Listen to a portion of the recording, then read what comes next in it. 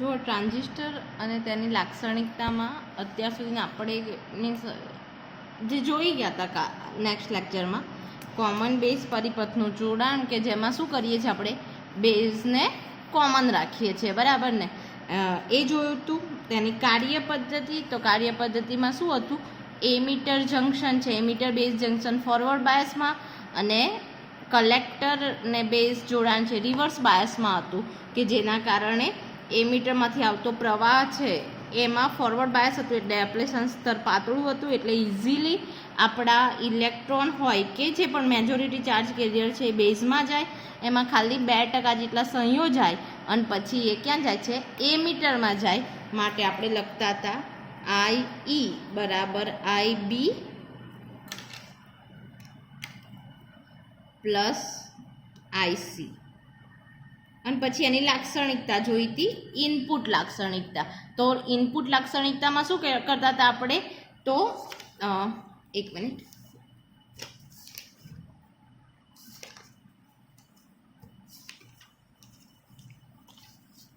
તો આવો આપણે ઇનપુટ લાક્ષણિકતામાં શું કર્યું હતું કે ભાઈ ઇનપુટ લાક્ષણિકતા એટલે ઇનપુટ પ્રવાહ અને ઇનપુટ વોલ્ટેજ વચ્ચેનો ગ્રાફ. પણ એના માટે પહેલાં શું કરવું પડે તો R2ની મદદથી આઉટપુટ વોલ્ટેજ VCBના એક અચળ મૂલ્ય એટલે પહેલાં લખ્યું 0 વોલ્ટ રાખી અને આપણે VEBને બદલતા જઈ અને IE નોંધેલો અને એનો આપણે ગ્રાફ ડ્રો કર્યો હતો. અને બીજું કે જ્યારે VCBને બરાબર 5 વોલ્ટ રાખી અને પછી પાછું આ જ પ્રયોગનું પુનરાવર્તન કર્યું. તો જ્યારે આપણે આ 0 વોલ્ટ રાખ્યો હતો ત્યારે તો આ બધું જંકશન નકામું થઈ ગયું હતું કેમ કે અહીંથી કોઈ પ્રવાહ વહેતો નથી માટે ખાલી આટલું જ કાર્યરત હતું અને જે ફોરવર્ડ બાયસ હતું એટલે આપણને જે લાક્ષણિકતા મળતી હતી ગ્રાફમાં એ કેવી હતી PN જંકશન ડાયોડ જેવી એટલે કે આ આપણે જોયું હતું. અને ત્યારબાદ જ્યારે 5 વોલ્ટ રાખી ત્યારે આપણને થોડું નીચે વોલ્ટેજ મળે છે અને એ શું દર્શાવે છે કે જ્યારે વોલ્ટેજ VCB વધે છે ત્યારે બેઝનો જે વોલ્ટેજ છે IB એનું પ્રમાણ છે એ ઘટે છે. કેમ ઘટે છે કેમ કે એનું ડેપ્લેશન સ્તરની પહોળાઈ છે એ ઘટી જશે કેમ કે રિવર્સ વોલ્ટેજ વધ્યો અને રિવર્સ વોલ્ટેજ વધે તો ડેપ્લેશન સ્તરની પહોળાઈ વધે એટલે બેઝનો એરિયા છે એ ઘટી જાય છે. એ આપણે કાલે જોયું હતું. હવે આપણે ભણવાના છે કોમન બેઝ પરિપથની આઉટપુટ લાક્ષણિકતા બરાબર. તો આઉટપુટ લાક્ષણિકતામાં આપણે પહેલાં પણ જોઈ ગયા હતા કે કોમન એમીટર માટે શું કર્યું હતું કે ભાઈ એ વખતે કોમન બેઝ હતો બરાબર ને. તો ત્યારે શું કરેલું આઉટપુટ લાક્ષણિકતા એટલે આઉટપુટ પ્રવાહ અને આઉટપુટ વોલ્ટેજ બહાર નીકળતો વોલ્ટેજ અને પ્રવાહનો ગ્રાફ. પણ એ માટે શું કરવું પડે ઇનપુટ પ્રવાહ છે ને એને અચળ રાખવો પડે. તો લખવાનું કે અહીં R1ની મદદથી IEના એક અચળ મૂલ્ય માટે અહીં VCBને બદલતા જઈને IC નોંધવામાં આવે છે અને ત્યારબાદ VEEના બીજા મૂલ્યો માટે જુદા જુદા મૂલ્યો માટે આ પ્રયોગનું પુનરાવર્તન કરવામાં આવે છે અને પછી આપણે IC વર્સિસ VCBનો ગ્રાફ દોરવામાં આવે જેને કહીએ આઉટપુટ લાક્ષણિકતા બરાબર. તો આપણે પહેલાં વ્યાખ્યા લખીએ ને પહેલાં લખવાની ખાલી આઉટપુટ લાક્ષણિકતાની જર્નલ વ્યાખ્યા. તો આઉટપુટ લાક્ષણિકતા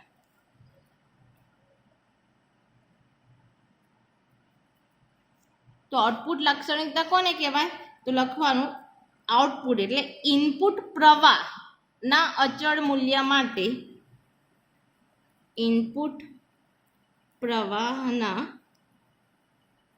અચળ મૂલ્ય માટે આઉટપુટ વોલ્ટેજ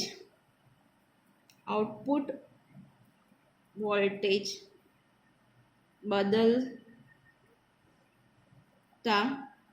જઈ આઉટપુટ પ્રવાહ નોંધી આઉટપુટ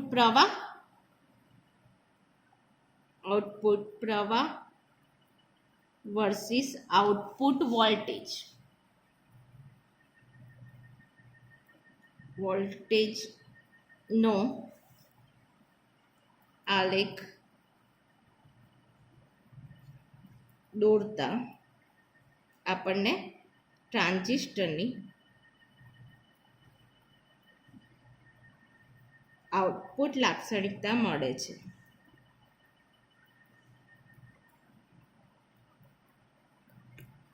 ખબર પડી શું કરીએ છીએ આપણે? આઉટપુટ લાક્ષણિકતા ઇનપુટ પ્રવાહ છે અચળ રાખીએ છીએ. જ્યારે આપણે ઇનપુટ લાક્ષણિકતા માટે આઉટપુટ પ્રવાહ નહીં પણ શું અચળ રાખતા હતા? આઉટપુટ વોલ્ટેજ અચળ રાખતા હતા, પણ અહીં પ્રવાહ અચળ રાખવામાં આવે છે. તો માટે લખવાનું કે અહીં આઉટપુટ લાક્ષણિકતા માટે ઇનપુટ પ્રવાહ અચળ રાખી અને પછી આઉટપુટ પ્રવાહ વોલ્ટેજ બદલતા જઈ અને આપણે આઉટપુટ પ્રવાહ નોંધીએ અને જે ગ્રાફ મળે એને આઉટપુટ લાક્ષણિકતા કહેવાય. તો કોમન બેઝમાં કોણ આઉટપુટ પ્રવાહ છે, કોણ ઇનપુટ પ્રવાહ છે, કોણ આઉટપુટ વોલ્ટેજ છે એ લખી કાઢીએ એટલે એ વ્યાખ્યા થઈ ગઈ આપણી કોમન બેઝ પરિપથ માટે. તો લખવાનું કોમન બેઝ પરિપથની આઉટપુટ લાક્ષણિકતા કોને કહીશું? તો કોમન બેઝ માટે કહીશું આઉટપુટ લાક્ષણિકતા. તો અહીં લખવાનું કે અહીં આઈઈના અચળ મૂલ્ય માટે વીસીબી બદલતા જઈ અને આઈસીના મૂલ્યો નોંધવામાં આવે છે. ત્યારબાદ આઈઈનું બીજા મૂલ્યો લઈ અને આ પ્રયોગોનું શું કરવામાં છે? પુનરાવર્તન કરવામાં આવે છે. તો શું લખી શકાય? તો એ લખવાનું કે આપણો ઇનપુટ પ્રવાહ કયો છે? આઈ. તો અહીં લખીએ આપણે કે ઇનપુટ પ્રવાહ આઈના અચળ મૂલ્ય રાખી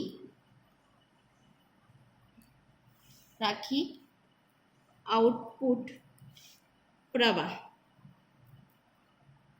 પહેલા આઉટપુટ વોલ્ટેજ લખીએ. આઉટપુટ વોલ્ટેજ ને બદલતા જઈ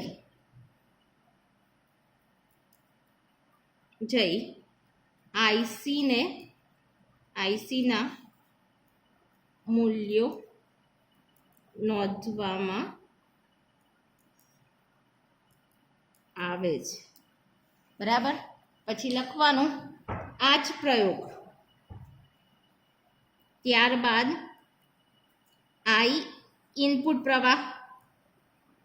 ઇનપુટ પ્રવાહ આઈઈના બીજા જુદા જુદા મૂલ્યો અચળ રાખી બીજા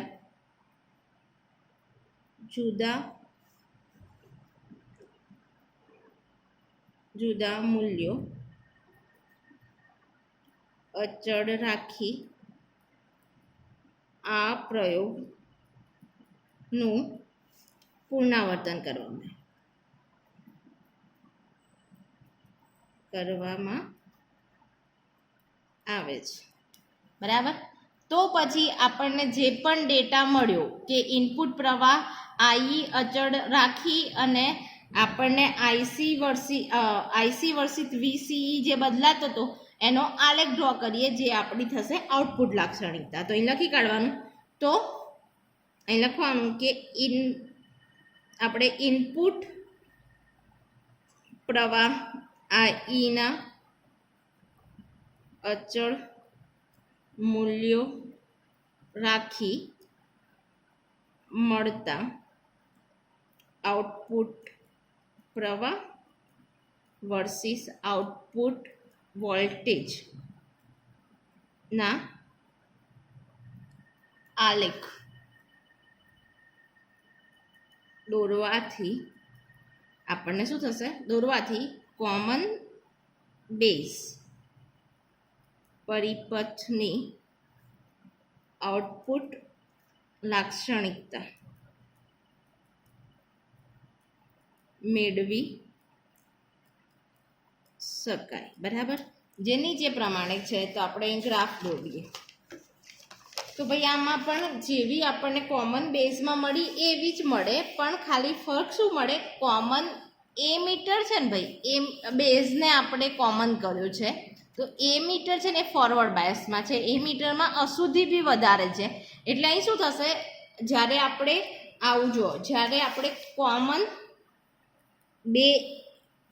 કોમન બેઝનો આપણને આઉટપુટ ગ્રાફ કેવો મળ્યો હતો?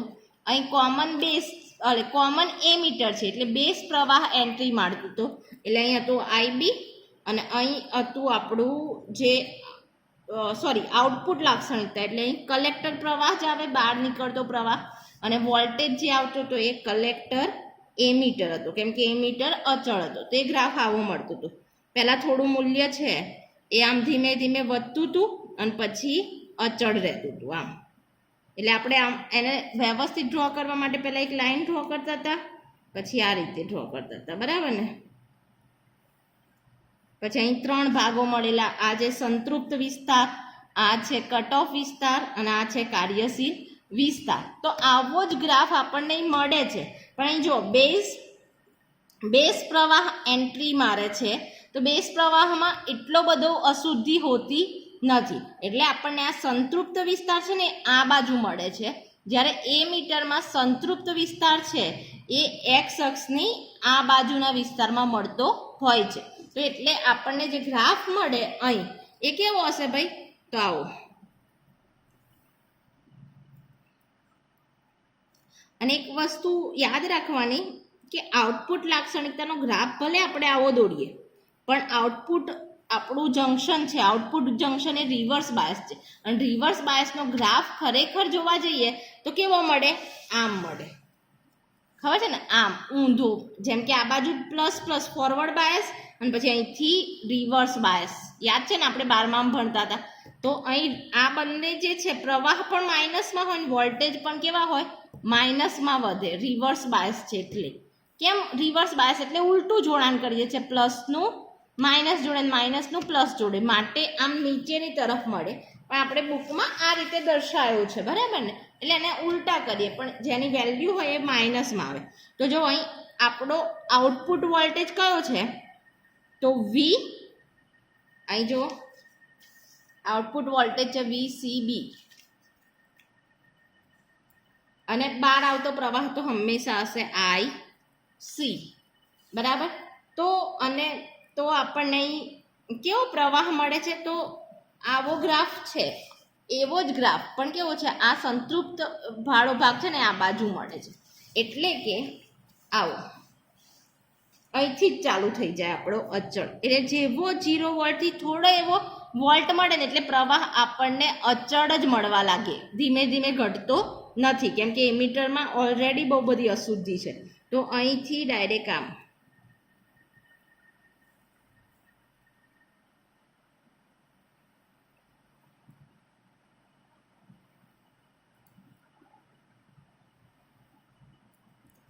આ કયા અચળ મૂલ્યો માટે? તો IE ઇનપુટ પ્રવાહનું અચળ મૂલ્ય માટે. એટલે IE બરાબર સપોઝ આપણે 3 મિલી એમ્પિયરમાં મળે ને, એટલે અહીં બુકમાં 3 મિલી એમ્પિયર, તમે 5 લો તો પણ ચાલે. અહીં આપ્યું છે એટલે લખીએ 3 મિલી એમ્પિયર, પછી 6 લઈએ, પછી 9 લઈએ, કોઈ પણ અચળ, પણ ગાળા સરખા રાખવાના. અને IE બરાબર, અને મિલી એમ્પિયરમાં આવવું જોઈએ. અને અહીં છે 12 મિલી એમ્પિયરના મૂલ્યો માટેનો આ ગ્રાફ છે, બરાબર? તો આ ગ્રાફ છે એમાં અહીં આપણે એને લંબાઈએ, તો આમ જો લંબાઈએ ને તો આપણને આ સંતૃપ્ત વિસ્તાર મળે.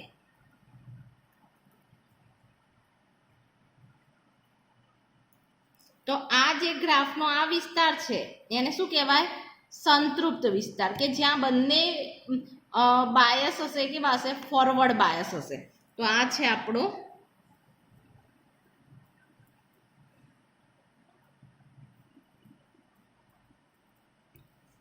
સંતૃપ્ત વિસ્તાર. અને આપણે જરૂર છે કાર્યશીલ વિસ્તારની. કાર્યશીલ વિસ્તાર કયો કાર્યશીલ વિસ્તાર કહેવાય ભાઈ? એવો વિસ્તાર કે જ્યાં એમીટર ફોરવર્ડ બાયસમાં અને કલેક્ટર જંક્શન રિવર્સ બાયસમાં હોય, એને કાર્યશીલ વિસ્તાર કહેવાય. અને લાસ્ટમાં આ જે નીચેનો પોર્શન છે એને આપણે કહીએ છીએ કટ ઓફ વિસ્તાર.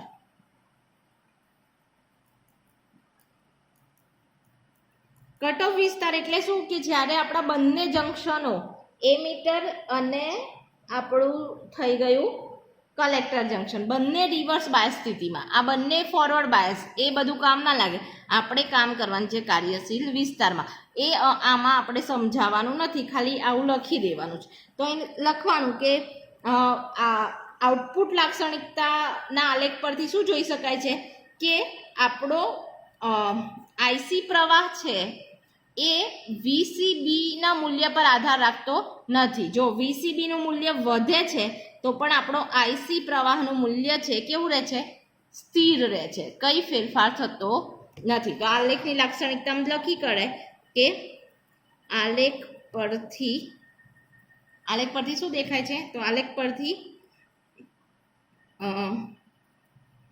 જોઈ શકાય છે કે આપણો આઈસી નું મૂલ્ય એ વીસીબી પર આધાર રાખતું નથી. બરાબર? એનો મતલબ કે આપણે વોલ્ટેજ, આવા સાધનો ક્યાં વપરાય? જો આ સાધનો બહુ ઇમ્પોર્ટન્ટ છે કે વોલ્ટેજ બહુ બધો વધ્યો ને, ધીમે ધીમે વધે છે વોલ્ટેજ, તો પણ આપણો પ્રવાહ હલતો નથી, સ્થિર રહે છે. એટલે આપણા સાધનો છે એ કેવા રહે? સેફ રહે. એકાએક વોલ્ટેજ વધી ગયો છતાં પણ અહીં પ્રવાહ છે એનું મૂલ્ય બદલતો નથી. એટલે સાધનો બગડવાના ચાન્સીસ આવા કિસ્સામાં કાર્યશીલ વિસ્તારમાં કેવા રહે? ઓછા રહે છે. હવે જો તો માટે આલેખ પરથી આપણને આ જ જાણવા મળે છે. અને જેમ જેમ આઈઈનું મૂલ્ય વધે એમ આપણો આઈસીનું મૂલ્ય છે એ પણ કેવું થાય છે? વધે છે. તો એ લખ કરવાનું કે આઈઈનું મૂલ્ય વધતા આઈસીના મૂલ્ય વધે છે. બરાબર ને? અને બીજી એક વસ્તુ કે આપણને ખબર છે લગભગ આઈસી હોય ને કેટલો હોય? આઈઈ જેટલો. આપણને ખબર છે એમ સૂત્ર શું છે આપણું? આઈઈ બરાબર છે આઈબી પ્લસ આઈસી.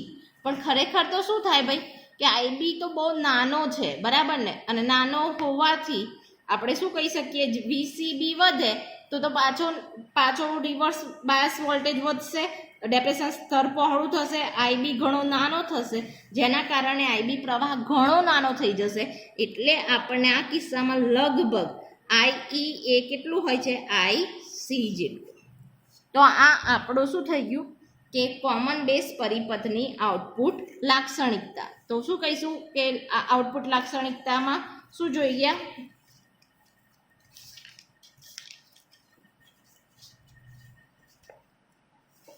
તો જો આઉટપુટ લાક્ષણિકતા એટલે આઈઈ નું અચળ મૂલ્ય માટે આઉટપુટ આઈસી અને વીસીબી ના મૂલ્યો બદલતા જેને આઈસી નો આલેખ દોરવામાં આવે એને આપણે કહીએ છીએ આઉટપુટ લાક્ષણિકતા. એમાં આટલું જ છે. હવે જો પછી આપણે પ્રવાહ લબ્ધિ વિશે જોયા હતા ને, જેમ કે એસી પ્રવાહ લબ્ધિ ને ડીસી પ્રવાહ લબ્ધિ, જે કોમન બેઝ પરિપથમાં એમીટરમાં જોયું હતું એવું કોમન બેઝ માટે જોઈ લઈએ. તો અહીં જોઈએ ડીસી પ્રવાહ લબ્ધિ.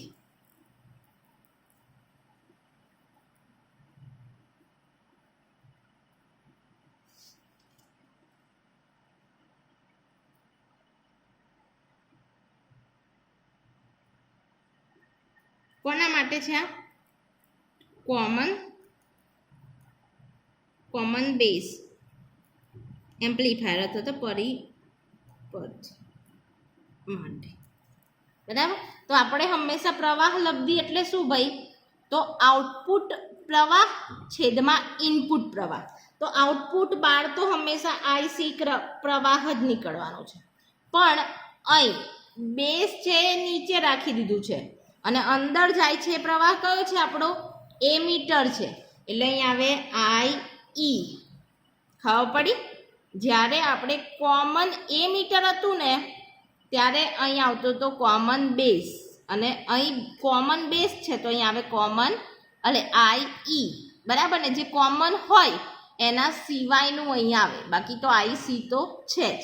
તો આપણે અહીં ડીસી પ્રવાહ લબ્ધિ છે કોમન બેઝ માટે એનો સિમ્બોલ છે આલ્ફા, બરાબર.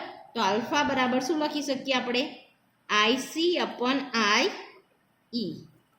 યાદ રાખવાનું ના, જો આમ બી યાદ રહે. આલ્ફા એટલે ઈ જેવો જ છે, તો આલ્ફા તો અહીં IC તો બંનેમાં આવશે, અને આલ્ફા હોય તો અહીં આવે IE. અને બીટા જે કોમન એ મીટર માટે હતો તો એ બીટા છે, તો અહીં તો IC તો આવે, પણ બીટા હોય તો નીચે શું આવે? IB. આ રીતે પણ યાદ રખાય. પણ બાકી તો આપણને આમ ખબર જ છે કે ભાઈ કોમન બેઝ છે, તો બેઝને કોમન કરી દીધો તો અંદર જતો પ્રવાહ કયો હશે? IE. અને કોમન એ મીટર હોય તો અંદર જતો પ્રવાહ હોય IB.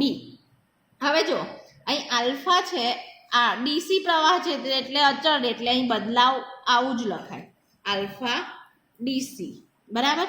અને એનું મૂલ્ય છે એ કેટલું હોય ભાઈ? તો આપણે અહીં જોયું હતું કે બીટા ડીસીમાં શું થાય કે આપણો IC છે ને મિલી એમ્પિયરના ક્રમનો છે, જ્યારે IB છે એ માઇક્રો એમ્પિયરના ક્રમનો છે. એટલે અહીં નીચેનો છેદ છે એ નાનો છે ઘણો, 10⁻6, અને આ છે 10⁻3. એટલે આપણને IB છે ને હંમેશા શું થાય? 1 થી કેવો મળે? મોટો મળે. જ્યારે અહીં શું થશે ભાઈ? તો અહીં IE છે એનું મૂલ્ય વધારે છે, હે ને? આપણને ખબર છે કે એ મીટરમાં અશુદ્ધિનું પ્રમાણ વધારે છે, આવું છે આપણું સમીકરણ. IE બરાબર છે IB plus IC. In the sense આપણે તો IE છે એ IB અને IC નો મળેલો છે, એટલે IC કરતાં તો IE કેવું છે? મોટું છે. છેદ મોટો હોય અંશની સાપેક્ષે તો એ મૂલ્ય કેવું હોય? 1 થી નાનું. એટલે આપણને હંમેશા આલ્ફા છે એ કેવો મળે? 1 થી નાનો. એટલે આવો ખબર પડી? તો આલ્ફા છે એ 1 થી નાનો મળે. એ જ રીતે એસી પ્રવાહ લબ્ધિ કહીએ, બરાબર. તો એસીમાં ખાલી શું આવે? એસીમાં સતત પ્રવાહ બદલાતો જતો હોય, એટલે અહીં બદલાવાનો દર લેવામાં આવે, બરાબર ને? એટલે અહીં લખીએ એસી પ્રવાહ લબ્ધિ. તો એમાં શું લેવામાં આવે કે ઇનપુટ પહેલા ઇનપુટ આઉટપુટ પ્રવાહના બદલાવાના અથવા તો આઉટપુટ પ્રવાહના ફેરફાર અને ઇનપુટ પ્રવાહના ફેરફારના ગુણોત્તરને આપણે શું કહીશું? એસી પ્રવાહ લબ્ધિ. તો ફેરફાર શબ્દ લાવી દેવાનો. તો એસી પ્રવાહ લબ્ધિ એટલે શું ભાઈ? તો આલ્ફા એસી બરાબર લખી શકીએ. પહેલા તો ઉપર આવે આઉટપુટ, તો આઉટપુટ પ્રવાહનો ફેરફાર છેદમાં ઇનપુટ પ્રવાહનો ફેરફારનો ગુણોત્તર જે આલ્ફા એસી આપે. એટલે અહીં તો આપણો આઉટપુટ પ્રવાહ શું છે? એ તો હંમેશા IC, ફેરફાર એટલે ડેલ્ટા, અને અહીં આવે ડેલ્ટા IE. પણ જો આપણે ગણતરી કરીએ આલ્ફા એસીની અને આલ્ફા ડીસીની, તો એ કેવી આવે છે? વેલ્યુ સરખી જ આવે છે. તો એ લખવાનું કે આલ્ફા એ ડીસી અને આલ્ફા એસીનું મૂલ્ય સમાન મળતું હોવાથી આપણે આલ્ફા ડીસી બરાબર આલ્ફા એસી બરાબર એને જનરલી આલ્ફા જ લખતા હોઈએ છીએ. ખબર પડી? તો બસ આટલું આપણું કોમન બેઝ પરિપથ ખતમ થઈ ગયો. તો કોમન બેઝ પરિપથમાં આપણે શું ભણ્યા કાલે ને આજે? તો પહેલાં તો કોમન બેઝ પરિપથનું જોડાણ તમારે કેમ કેમ કરવાનું એ દર્શાવવાનું, એની કાર્ય પદ્ધતિ દર્શાવવાની, પછી એની આઉટપુટ લાક્ષણિકતા, ઇનપુટ લાક્ષણિકતા અને એની પ્રવાહ લબ્ધિ, ડીસી પ્રવાહ લબ્ધિ, આલ્ફા પ્રવાહ લબ્ધિ, બરાબર. તો આટલું કરીએ એટલે કોમન બેઝ પરિપથનું ચેપ્ટર કમ્પ્લીટ થઈ જાય. પછી એક મુદ્દો આ લોકોએ બહુ પહેલાં બુકમાં આપવો જોઈએ પણ પછી આપ્યું છે કે ભાઈ ટ્રાન્ઝિસ્ટરને આપણે ટ્રાન્ઝિસ્ટર કેમ કહીએ છીએ? તો કેમ કહીએ છીએ ભાઈ? તો ટ્રાન્ઝિસ્ટર એટલે શું કરીએ છીએ આપણે? તો આપણને કહે છે ટ્રાન્ઝિસ્ટરમાં હંમેશા આપણું એ મીટર છે ને જંક્શન એ કયા બાયસમાં હોય? ફોરવર્ડ બાયસમાં. અને કલેક્ટર જંક્શન છે હંમેશા રિવર્સ બાયસમાં હોય. તો એમિટર જંક્શન ફોરવર્ડ બાયસમાં હોવાથી એનો અવરોધ હશે કેવો હશે? ઓછો હશે. અને રિવર્સ બાયસમાં જે અવરોધ રિવર્સ બાયસમાં અવરોધ છે ડેપ્રેશનસર પહોળું હોવાથી અવરોધ વધારે હશે. એટલે આપણે શું કરીએ છીએ ભાઈ, આપણો જે પણ પ્રવાહ છે એને ઓછા અવરોધથી વધારે અવરોધ તરફ મોકલીએ છીએ. તો અવરોધને તો શું કહેવાય? રજિસ્ટન્સ કહેવાય. અને એક જગ્યાથી બીજી જગ્યાએ મોકલવું ઇન ધ સેન્સ ટ્રાન્સફર. એટલે ટ્રાન્ઝિસ્ટરને કેમ કહેવાય? ટ્રાન્ઝિસ્ટર કેમ એનું નામ પડ્યું?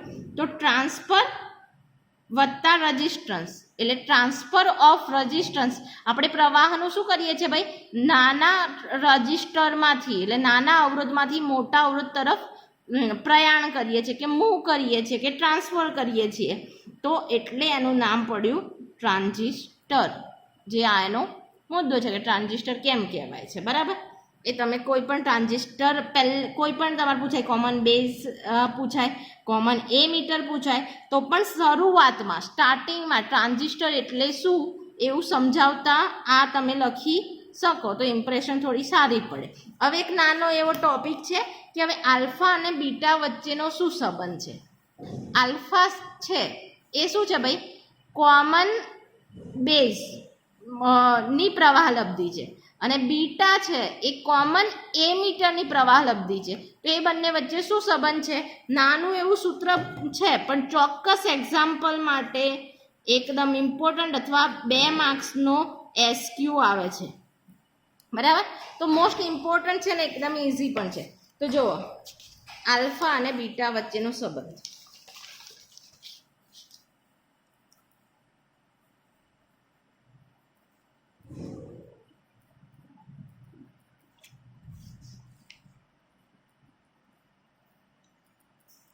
બરાબર? તો આલ્ફા શું છે ભાઈ? તો આલ્ફા તો છે આપણું જ્યારે કોમન શું રાખ્યું હતું આપણે? આલ્ફા હોય ને, હમણાં આપણને આલ્ફા તો કોમન એમીટર કોમન બેઝ હોય ત્યારે પ્રવાહ લબ્ધિ આપણને આલ્ફા મળે. પણ એવું બધું ના યાદ રાખતા મેં તમને યાદ રાખવાની ટ્રીક બતાવી છે. આલ્ફા બરાબર શું થાય? આઉટપુટ પ્રવાહ તો હંમેશા આઈસી, અને અહીં આલ્ફા હોય ને તો અહીં આઈ ઈ લખવાનું, અને જો બીટા હોય તો અહીં લખાય, અહીં તો આઉટપુટ તો હંમેશા આઈસી અને બીટા છે એટલે અહીં આવે આઈ બી. બરાબર? તો હવે આ બંનેનું રિલેશન માર્ક કરવું હોય તો આપણું મેઇન સૂત્ર છે જેમાં આઈસી આવે, આઈ આવે, આઈ બી આવે. એવું સૂત્ર શું છે ભાઈ? ટ્રાન્ઝિસ્ટરનું સામાન્ય સૂત્ર છે આઈ ઈ, હે ને? બરાબર આઈ બી પ્લસ આઈ સી. બરાબર? એમીટર પ્રવાહે બેઝ અને કલેક્ટરનો મિક્સ થઈને મળે. હવે શું કરું? તો જો આ બંને મારા આ સૂત્રમાં આલ્ફા અને બીટા લાવવા છે તો હું શું કરીશ ભાઈ? તો અહીં જો આ સૂત્રમાં અહીં પણ આઈસી છે ને અહીં પણ આઈસી છે, તો હું આ સૂત્રને આખાને આઈસી વડે ભાગી દઉં તો મને આલ્ફા બીટા મળે. તો હું લખું આ સમીકરણ 1 ને આઈસી વડે ભાગતા. તમે ગમે તે રીતે લાવી શકો, બુકમાં કંઈક અલગ જ રીત આપી છે પણ આ આઈ થિંક ઇઝી મેથડ છે. તો શું કરવાનું? અહીં આઈસી વડે આખા સમીકરણને ભાગીશું તો આ થઈ જશે આઈ છેદમાં આઈસી, આ થઈ જશે આઈ બી છેદમાં આઈ સી, અને આ થઈ જશે આઈસી છેદમાં આઈ સી એટલે 1. બરાબર? હવે જો IC upon i IC upon IC તો શું થઈ ગયું? આલ્ફા. તો આ તો એનું ઊંધું છે. આઈ ઉપર છે ને આઈસી નીચે છે, તો આને હું શું લખી શકું? 1 અપોન આલ્ફા લખી શકાય, વ્યસ્ત છે. આઈસી અને આઈ ને તો આપણે આલ્ફા કહીએ છીએ ને. એ જ રીતે આઈસી અપોન આઈ બી એ તો શું છે? બીટા. તો એનું ઊંધું એટલે કે આઈ બી અપોન આઈસી કરું, આનું ઊંધું કરું તો આ પણ ઊંધું થાય એટલે 1 અપોન બીટા. અને આ તો આઈસી જતો રહ્યો એટલે અહીં આવે +1 આવી ગયો. એટલે સોરી, આ છે આપણું આઈ વાળું આલ્ફા, આ છે બીટા. બરાબર? હવે આપણે આલ્ફાને સૂત્ર કરતા કરો અથવા તો બીટાને કોઈ પણ એક સૂત્ર કરતા કરી દેવાનું.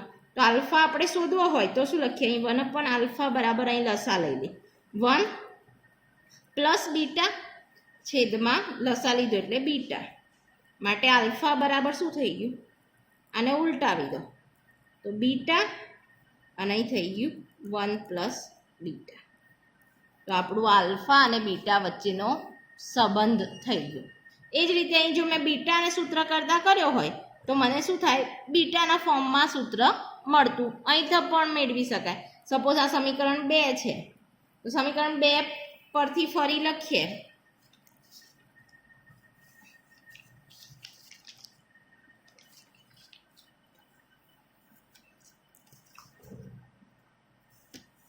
તો જો 1 આલ્ફા બરાબર શું મળ્યું છે આપણને, 1 બીટા પ્લસ 1. એક જ ઇક્વેશન યાદ રાખવાનું, આ એક સંબંધ મળી ગયો. પછી તમે જે શોધવું હોય એને સૂત્ર કરતા કરવાનો છે. તો અહીં જો અહીં 1 બીટા સૂત્ર કરતા કરીએ તો આ 1 ને આ બાજુ લઈએ તો શું થઈ જાય, 1 આલ્ફા માઇનસ 1 માટે થઈ જાય 1 બીટા બરાબર 1 માઇનસ આલ્ફા છેદમાં આલ્ફા. માટે બીટા સૂત્ર કરતા કરીએ તો આ ઊંધું થઈ જાય, તો થઈ આલ્ફા 1 માઇનસ આલ્ફા. તો આપણને 2 સૂત્ર મળે કે આલ્ફા બરાબર શું લખી શકાય કે બીટા અને 1 પ્લસ બીટા. આ સૂત્ર યાદ રાખો અથવા તો આ રાખો, બીટા બરાબર આલ્ફા છેદમાં 1 માઇનસ આલ્ફા. કોઈ પણ એક સૂત્ર તમે યાદ રાખી શકો છો. એટલે બીટા હોય તો પ્લસ આવે, આલ્ફા હોય તો માઇનસ આવે. કેમ કે આલ્ફાનું મૂલ્ય મોટું છે એટલે આપણે એને માઇનસ કરીને સરખાઈ શકીએ, અને બીટાનું મૂલ્ય જે નાનું છે એક કરતાં એટલે એને પ્લસ કરીને સરખાવવું પડે. બરાબર ને? તો અત્યાર માટે આટલું. કાલે આપણે આના આધારે જે પણ દાખલા છે એ ગણીશું. બરાબર? હું છે ને તમને આ જે પણ બુક છે એનું ચેપ્ટરના બધા જ ફોટો પાડીને મોકલીશ કે જેના કારણે જેની પાસે ચોપડી ના હોય એ PDF જોઈને આ બધી બુકની થિયરી પણ જોઈ શકે. તો તમારે કરવાનું શું છે કે ભાઈ ઇયરફોન નાખીને ખાલી વિડીયો જોજો નથી કરવાના, પણ એક તો તમને જે રીતે આ મેં ભણાવ્યું છે વિડીયો, એ વિડીયો લેવાના, સાથે આ બુક જોવાની, અને તમે જે સમજ્યા છો એ બુકમાં જે કન્ટેન્ટ છે, કોઈ જગ્યાએ ભૂલ પણ છે તો એ કન્ટેન્ટ અને વિડીયો મિક્સ કરી અને વ્યવસ્થિત બુક અથવા તો ચોપડામાં થિયરી લખવાની છે જે પરીક્ષામાં તમારે પૂછાય છે. બરાબર? એટલું કામ લખવાની પ્રેક્ટિસ રાખજો. બરાબર?